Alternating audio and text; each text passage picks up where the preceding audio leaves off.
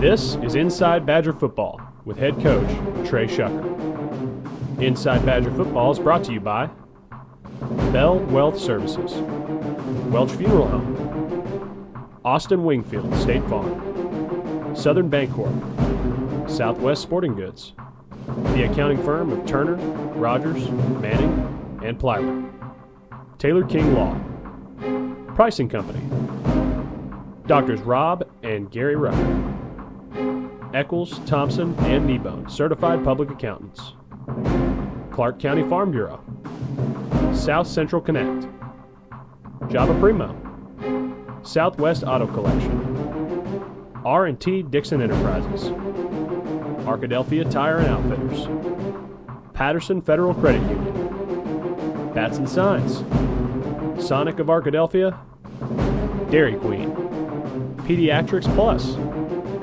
Rise Counseling, and Print Mania. The host of Inside Badger Football is Chase Hartzell. Hello and welcome to Inside Badger Football with Trey Shucker. I'm Chase Hartzell, and as always, we're joined by Coach Trey Shucker. Coach Shucker, thanks for joining us. Absolutely. Thanks for having me today, Chase.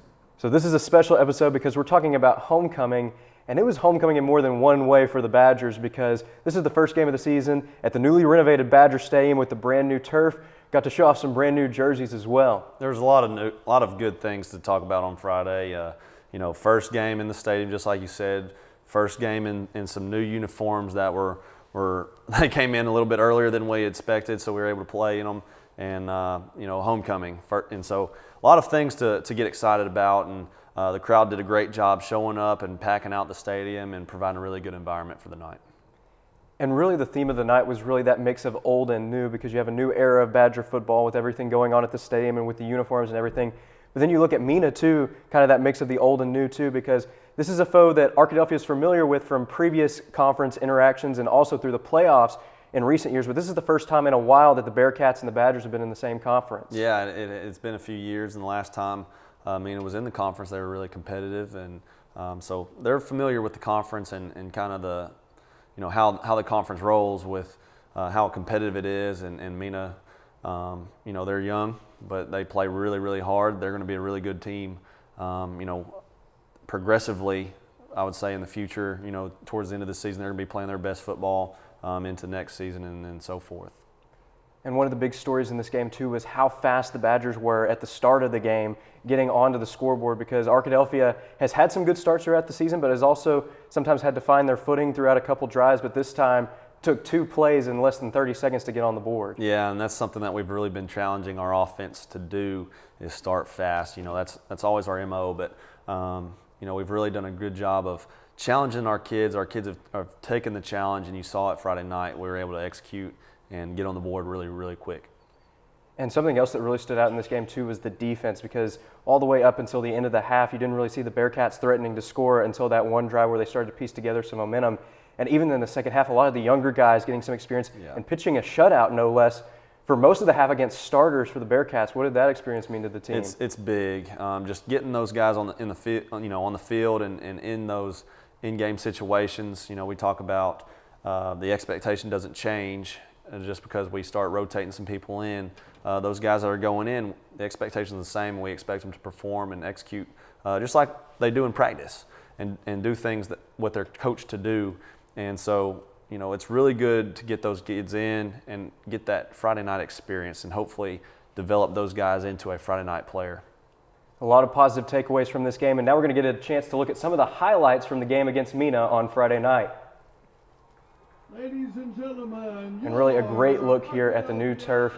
Beautiful new look for Badger Stadium, including that Badger right there at center field. Yeah, it looks great. It was big time for our kids to get on the new turf in front of a home crowd on a Friday night and, just really put on a show. We were excited. Every player was excited about the turf, just being in the stadium for the first time of the season on a Friday night, and then in the new uniforms, just so many new things. The Badger head in the middle looks really good.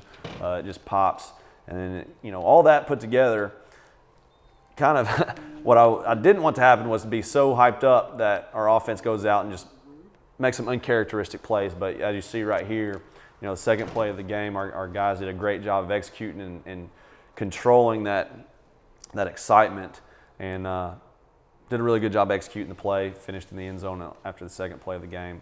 Well, we talk about a fast start. Badgers up 7-0 following that fast run by Kyle Reed off to the left side. Nice block at the end of the play, too, by Donovan Witten. Sure was. And then followed by a really good kickoff coverage here. Our kickoff team's done a really, really good job all season of our cover down. And you know, we're trying to pin teams inside the 20. And for the most part of the night, we did that. Our defense has, you know, increasingly gotten better each week. And, you know, it's been one of our strong points of our team is our defense and getting the ball back to our offense and using good field position. You see us get good field position here, playing, you know, close to midfield, first snap of the drive, and just being able to complete those short throws here and there and opens up something big here. And Tripp does a really good job of attacking the space. Donovan finds him and just get those big chunk yards. Really good pitch and catch there. Donovan to Carter Babb. Just found space in the back of the end zone behind the defense. So 3 drives down, and Arkadelphia already up 14-0. And again, you mentioned it, Coach. Another good kick coverage play right there, pinning the Mina Bearcats all the way inside their own 20. That's for right. the second time. And that's huge. It's huge for our defense to start with good field position. You know, a lot of teams, they don't take special teams very serious at times, you know, but Coach Chandler, our special teams coordinator, the rest of our staff that helps out does a great job of really getting our kids coached up in our special teams, and it's a big factor when it comes to just the overall game and field position play. And one of the standouts early in this game, too, was the Bearcats' willingness to make some gutsy play calls, too. You saw the opening kickoff, the onside kick, and then you saw them go for 4th down and well inside their own territory and ended up converting on that. But Arkadelphia now with another chance with the ball on offense. Yeah, and you know, Latonio is the fastest player we've got. He finds a way to get behind the defense, and Donovan finds him late through his progression. You know, Donovan does a really good job of extending plays. Our O-line did a great job Friday night of allowing Donovan to have time in the pocket to find those open receivers and to make his reads. And, you know, our offensive line is increasingly getting better as the season progresses. And that's something that I talked about earlier this year was, you know, we've got a lot of new faces up there. They're older. They're seniors and juniors, but not all of them have a lot of playing experience.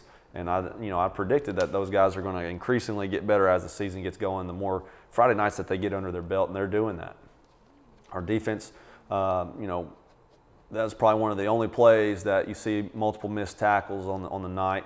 Our defense has done a great job of getting those blue jerseys to the ball and wrapping up and getting that ball carried down. You know, our defensive line, I thought, controlled the line of scrimmage all night. Just overall, you know, we rotate multiple guys in on that defensive front, and that's a luxury that we have. Not everybody's able to do that, so we're able to keep a lot of guys fresh and healthy, and just a really good job of controlling that line of scrimmage and keeping those big offensive linemen off our linebackers so our linebackers can go make plays. And, you know, you see us disrupting the pass right there, getting those guys in the backfield and not allowing quarterbacks to have clean throws and clean reads is huge. It helps our back end out as well. Our DBs are very skilled, very talented, but it all works together. And our defense staff does a great job of preparing our kids to approach every game in a, you know, confident way and has a good scheme every week to put our kids in position to make plays. Big run right here by Kyle Reed. Kyle's had a phenomenal last 3 games. You know, I think he's at 8 touchdowns in 3 games now, and you know, as a sophomore, that's really good. We expect him to continue to get better as the season progresses as well. He's just young, doesn't have a lot of Friday nights under his belt, but he's as you can see, he's taking them full force and doing a really good job and getting better every week. One thing we haven't seen Donovan have to do a lot of recently, but he's able to, is that right there, get out of the pocket and make plays with his legs. You know, if we don't have to do that, it's great. But right there, we had to, and he was able to attack it. And then Latonio doing a really good job playing with speed, attacking space of the defense, and Donovan's able to find him. makes a really big play and score, and then you turn around right there. He's part of our kickoff unit, and he hustles down the field and makes a big play, big tackle inside the 20. And that's just, that's one of the things that, it's one of those stats that kind of get overlooked by some people is, that field position to start the drives is huge. When a team has got to go 80 yards against our defense, that's very tough to do, especially with how our defense plays and gets to the ball. This was one of the only drives that, I would say we struggled at, just kind of got lazy with our reads on the back end, and our reaction wasn't great. Just one of those things that, we had to get those guys together and say, hey, whatever the score is, it doesn't matter. The execution's still the expectation. And, our guys responded to it. They knew that.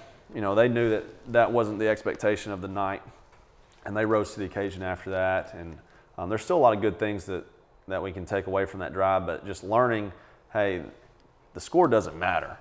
Go play the game the way that we expect to play it. So Arkadelphia now up 34-7, and again, there's Kyle Reed. He has such great field vision, not only when he's carrying the ball running it, but also in the run after the catch. He is. He's very talented. He's one of those running backs that, yes, he's really good running the ball, but he can also slip out and make some really good catches. And then Evan Bailey, really good to see him get a touchdown, his first touchdown of the season, believe that or not. He's made a lot of really big plays here and there, but just haven't been able to get him in the end zone. And so right there was a really big play for him, first touchdown of the season. And then our cover down unit again, starting on the 20. It's tough to go 80 yards against our defense the way we play. Our defensive coaches continue to say, pour on more steam. That's one of the things that Coach Kaiser, our defensive coordinator, he's constantly telling our defense. And, as you really see it, the more plays that get ran against our defense, the longer those drives have, the more plays that those drives have, our defense seems to just get stronger and stronger, and that's why they're able to get offenses off the field. So it's now 41-7, and we're into the second half highlights, and this is really where the game started to turn to a defensive stalemate for a little bit as the second string offense started to settle in, but also the second string defense right from the get-go taking on the starters toe-to-toe. Yes, and anytime we start rotating in, we're going to do that if we have an opportunity. We feel like it's great for our players to develop, get that Friday night experience, to hopefully become true Friday night players one day. And, the expectation doesn't change. That's the only thing that we preach to them, especially at halftime in a situation like this. Whoever is in, the expectation to execute and play our style of football is always at a premium. And so to see those guys take the field and do that is huge.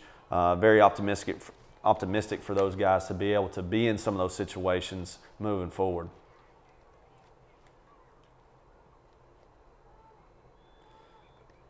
So following a quick drive now, the Bearcats have the ball back, but that was a nice return for Jaquavis Purifoy. Sort of a sign of things to come because we felt like he maybe was going to break out with a big play, and we'll see that here in just a few minutes. Yes, Jaquavis is one of those talented sophomores that we've got. He's able to play a lot of different roles. He's able to be a returner for us. He's an electric returner. On offense, he can play receiver, he can play running back. We even work him a little bit at safety on defense. Just how talented he is, he can play multiple positions.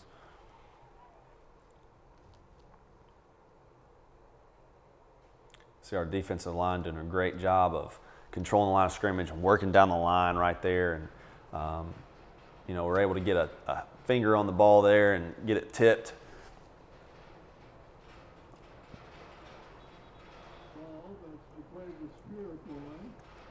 And we're able to get some new guys in on offense and give those guys some quality reps.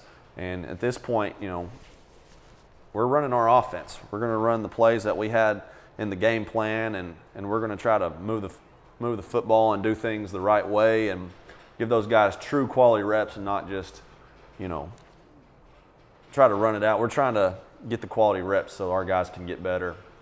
Right here was one of our turnovers on the night. It's one of those things where that's what we want to see. We want to see weaknesses that we need to improve on. And, moving forward, ball security is going to be a big thing this week.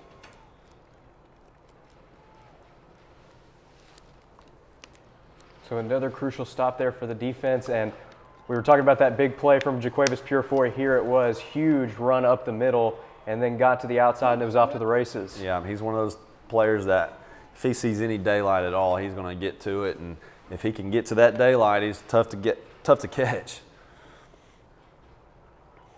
Really good job on our cover down unit right here. Ball gets on the ground and we're right there because we're running down the field. If we don't run down the field, we're not able to get there. Big recovery right there by Evan Bailey, or Latonio Hughes, sorry.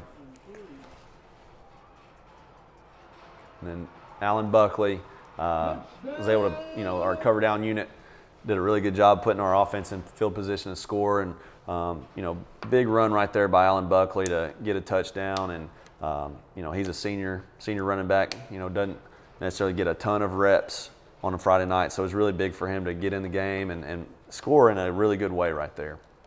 And just a great drive all around for Buckley, as we didn't have all the clips there, but he had 3 really solid runs, and then to cap it off with a touchdown. I believe that might have been the loudest pop of the night on homecoming night, a night full of excitement. No doubt. He did. He had 3 really good runs back to back, and our next group, we started rotating some offensive line in there as well, and those guys did a really good job of setting some rushing lanes for him, and he did a really good job of getting downhill, which is his skill set, and then on that last play, he kind of opened his stride up and got around the edge. But really excited for the whole next group of offense right there. Our second group of defense did a great job as well.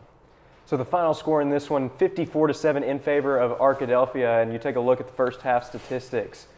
452 total yards, and Donovan Witten having one of his most efficient performances of the year thus far. Really was. That's a big testament. He did a great job of being disciplined with his reads and pulling the trigger when he needed to pull the trigger, but offense line did a great job of getting him time. Receivers did a really good job of attacking the space and making the catches and making plays after the catch. You see, we spread it around a little bit, so there's a lot of people that touched the ball and did a lot of good things. Defensively, we knew that they were going to run the ball, so we were able to pin our ears back and really get after it. And you see our defensive line's got a lot of tackles. Defensive line linebackers have got a lot of tackles, and that's what you want to see. You want to stop the run. Those defensive line linebackers have got to be on their game. They've got to trust their reads, and then they've got to be able to trigger and go and make tackles and wrap up. And as a defense, we did a really good job of getting to the ball and getting a lot of hats to the ball and wrapping up and tackling. And Coach, with a game like this, it was so complete. You had people contributing on offense, on defense, on special teams. Yeah. It can make it a little bit more difficult to try and choose some Badger players of the week with all the good performances, but had to narrow it down this week. It sure can, and that's a good problem to have when it's hard to pick who's the players of the week because there's so many. But on the offense, senior offensive lineman, he plays left guard for us, Courtney Brown. Just again, offensive line is continuing to improve. Really just set the tone for the night, control the line of scrimmage once again, and he led us on the front line this past week. Courtney Brown's our offensive player of the week. On defense, again, the defensive line set the tone for the defense on the night. We knew that they were a run-heavy offense. Our defense line did a great job of controlling that line of scrimmage and really doing a great job of getting after it. Max Wilson, our defensive end, senior defensive end, is our defensive player of the week. He had his best night of the season, led in tackles and really got after it. And then on special teams, junior wide receiver Evan Bailey had 2 recoveries. He had a onside kick recovery, and then he was also the player that recovered the onside kick when Mina onside kicked it the first time. And so really 2 big plays for us right there where we were able to capitalize on both of those recoveries and score. And so he's our special teams player of the week there. And then our Badger Spirit Award, Voice of the Badgers, Dr. Jeff Root. What more can you say? He's an awesome guy, big supporter of us, does a great job with our broadcasts, and he is always there, smile on his face, first one to congratulate us on wins. And, he is always, if it doesn't go our way, he's always the first one there to say, hey, next week's another opportunity. And but he's always does a great job with it, and so he's our Badger Spirit Award. Absolutely, a deserving winner who not only means a lot to the Arkadelphia Badgers and ArkadelphiaBadgerTV.com, but who also means a lot to Ouachita and the Rogers Department of Communications. No doubt, just a big contributor to everything that we have with our communications and film crew with our live stream, and then does it for OBU as well, and so just a lot of things there. Well, congratulations to all of this week's winners, and now we'll get a chance to get an update on the conference, as there were a lot of matchups going on around the 7-4A as well. You see the score that we just broke down. Malvern with an impressive victory, 57-0 over Waldron. Nashville and Ashdown actually weren't playing this week. They had open weeks. Yeah, that's a common theme. You got 2 games and then 2 that are off, and then but yeah, Malvern taking care of business as they've done up, all season up to this point, and they're going to be a big contender for the conference, as well as Ashdown. As you see, us and Ashdown are the only ones that are undefeated at this point. And then so as we get deeper into the conference, there's going to be some big matchups here and there, and you start to see really take shape on who's really starting to lead the way. And so we start to look at this week in the 4A7, Arkadelphia and Waldron, the 2 teams that are off. They'll meet in a couple weeks, but you talked about the top of the conference and Ashdown and Malvern showing down in Malvern this week, and what could have major implications for seeding in the playoffs. Oh, no doubt it will. And so that's a huge game. It's at Malvern, so you got to think that that plays a factor in it as well. But Ashdown's a very, very talented team. Both teams have taken care of business up to this point, but only one of them can win it, and it'll be a dogfight. And looking at the other matchup too, Mena and Nashville, both teams in that one looking to make a statement going into the postseason, but it will be an entertaining week of football. For the Badgers, it's another interesting week because this is the second time that there will be an open week on the schedule for Arkadelphia, Yeah. 2 of 3 this year. Yeah, the biggest thing right now is don't let weeks like this beat you. We've got to continue to progress, even though we're not playing this week, even though we're not game planning per se for a team. We're always looking to get better. We've got to attack every day with a mentality to get better in some kind of way. And so we try to be very, very detailed in how we approach every practice during a week like this. There's a purpose for everything that we're doing. We're just not going to put the ball down and just go play. We're going to actually work on things that we've got to improve on. So our kids, we do a really good job of coaching that and teaching our kids that, and our kids do a really good job of responding like that. So that's how we approach weeks like this, where we are going to get after it. We're going to get some good practices in, but here we're going to take a little bit off of them here and there, but we're going to get good work. So with no varsity game this week, that gives the opportunity for some of the younger guys to shine this week. As I understand, there's a junior high matchup that is still happening this week. There is. Junior high gets to play on Thursday. We're very fortunate with that. So bigger emphasis on them this week as well. Junior high will be able to be the only show of the week, and so it'll be at Badger Stadium against Fountain Lake, and who is still playing 11-man junior high. And we're excited about that game as well. A promising sign for Fountain Lake when it comes to 11-man football, and also a chance to watch some promising Badgers too get to show off at Badger Stadium and really get to face a team that Arkadelphia, especially at the varsity level, has a lot of history with. Sure do. And Fountain Lake, we're not able to play at the varsity level with this week, but our junior high has been really consistent, coming off a win last week against Mena. Hoping that those guys can be prepared and ready for it this week and be able to go play Badger football. Well, you mentioned earlier, Coach, Badger Stadium. It's going to be a little bit interesting because October 14th seems a little early for a senior night game, but that's the case this year for the varsity team. That's going to be the next matchup for the Badgers, facing off against Waldron. Yeah, it is, and it is an early senior night, but just that's the way the schedule plays out for us this year. It's one of those things that don't really control it, but we're just going to be able to focus on the games that we've got. That's the whole key, and the goal is just focus on the games, be prepared for the games that are on the schedule, and everything else will work itself out.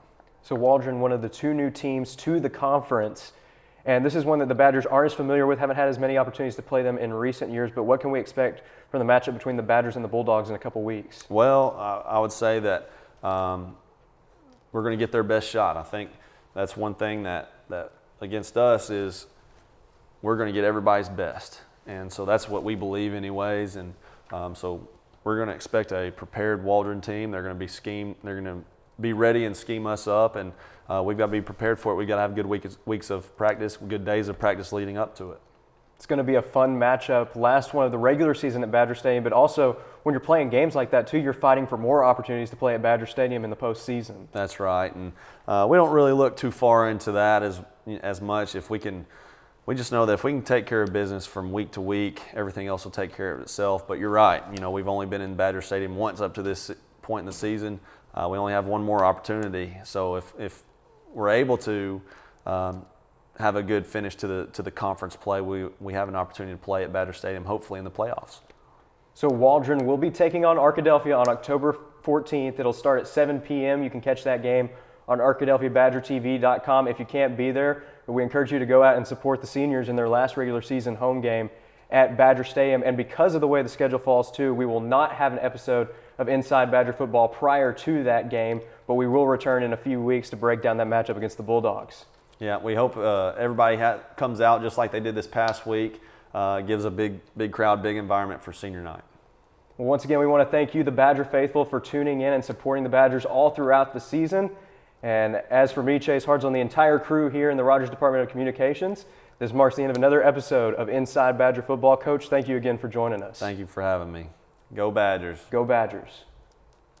Inside Badger Football is brought to you by Bell Wealth Services, Welch Funeral Home, Austin Wingfield State Farm, Southern Bancorp, Southwest Sporting Goods, the accounting firm of Turner, Rogers, Manning, and Plyler, Taylor King Law, Pricing Company, Doctors Rob and Gary Rucker, Eccles, Thompson, and Kneebone, Certified Public Accountants, Clark County Farm Bureau, South Central Connect, Java Primo, Southwest Auto Collection, R&T Dixon Enterprises, Arkadelphia Tire and Outfitters, Patterson Federal Credit Union, Bats and Signs, Sonic of Arkadelphia, Dairy Queen, Pediatrics Plus, Rise Counseling, and Print Media. Inside Badger Football is produced weekly by the Ouachita Baptist University, Rogers Department of Communications, and the Ouachita Sports Digital Network.